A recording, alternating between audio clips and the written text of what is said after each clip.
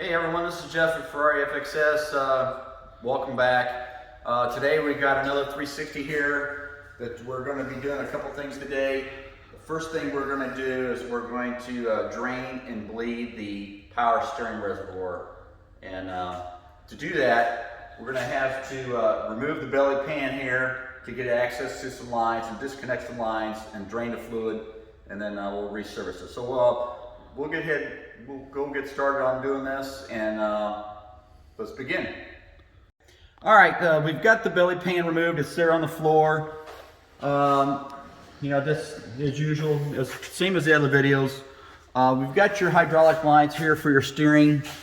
They run here and forward. Here's your two lines. We're going to disconnect this one clamp here, and then we're going to disconnect Your flashlight, Jeff, just to kind of help you. All right, we're going to disconnect these clamps here to connect the two lines to kind of give us some working room, and then we're going to take this one off here and then disconnect this and then let it drain with gravity, and then we're going to put a vacuum on it and try to suck some of the fluid out. So hopefully that'll get most of the fluid out. So we're going to go ahead and do that at this time.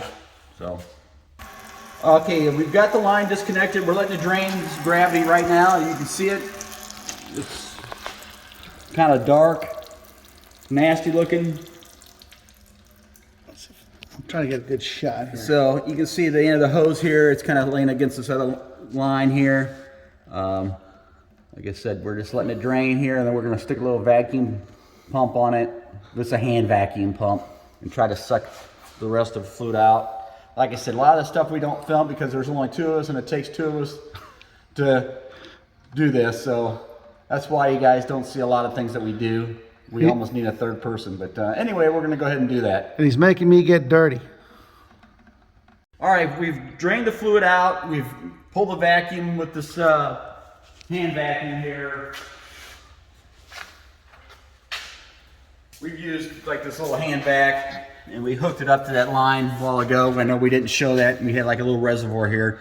We're just draining it right now, and we just pulled the vacuum, as much fluid out of it as we could.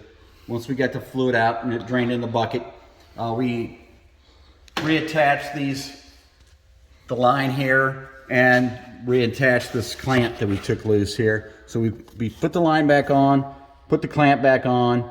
So now at this point, we can go ahead and service the reservoir and do our bleeding procedure, and then put the belly pan back on. So we're gonna lower it.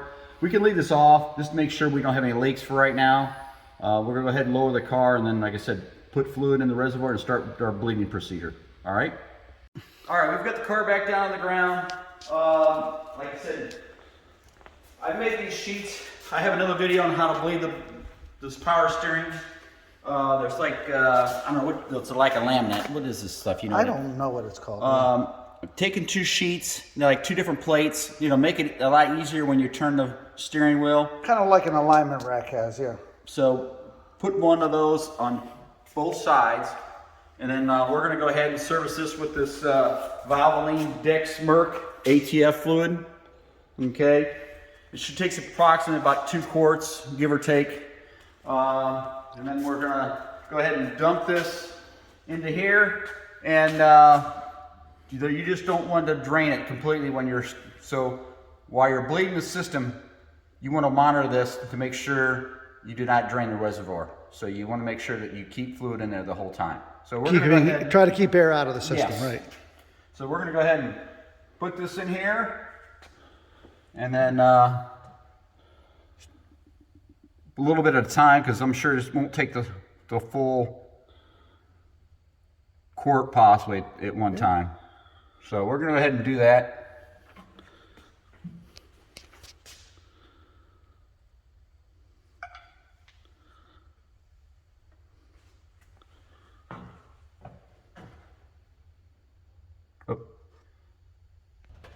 All right, we've serviced this up. We've got the cap on here. The fluid's about halfway.